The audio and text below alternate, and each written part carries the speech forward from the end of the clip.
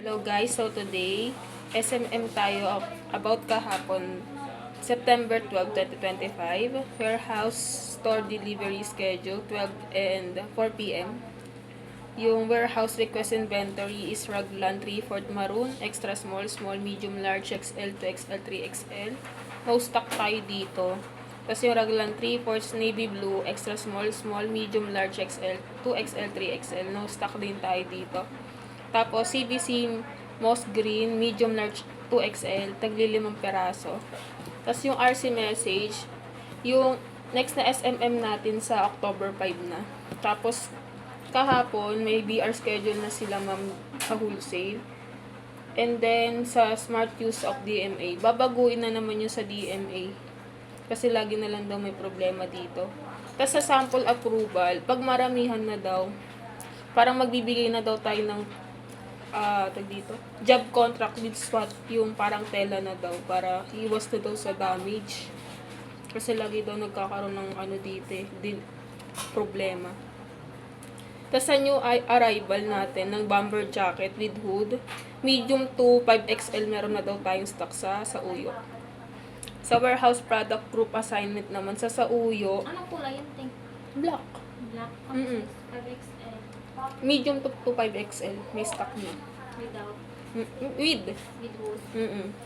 Tapos yung sa pinagtatanungan natin ng warehouse, sa Uyo, si Arvin sa CBC and election shirt, si Raymark sa dry fit, si Jero sa shirt planet and long sleeve, si Jerome sa polo, special polo and jacket, si Kuya Japs naman sa printable, consumable and supplies. Sa Manila naman, tatanungan natin sa CBC and election shirt si Richard, si Janelle naman sa dry fit and printables, consumable and supplies, si Elmer naman sa polo, special polo and jacket.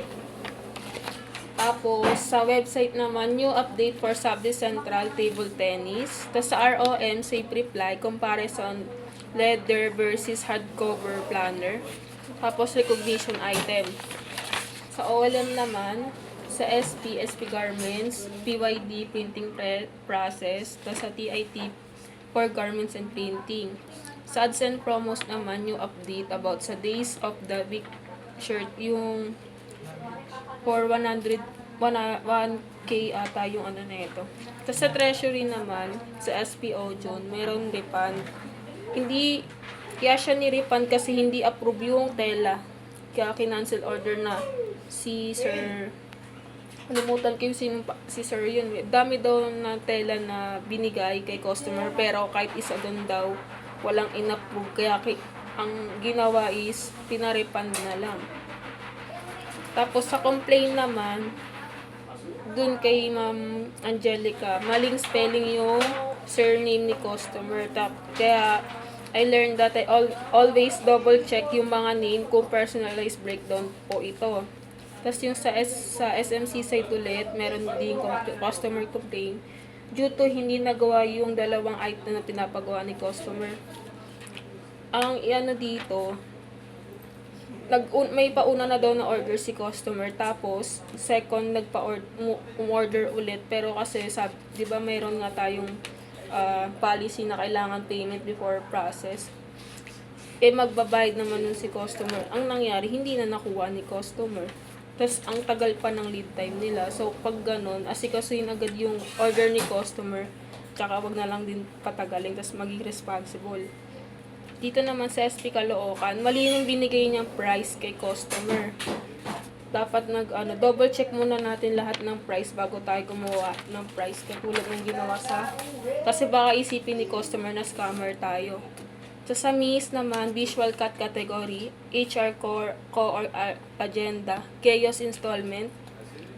Out of 42 store, na-install pa lang is 3. Yung mga store na yung BDC, Roman, tsaka Ojon 2. Tapos, thoughts of the day, aggressive customer always agree first. Yun lang. Maraming salamat.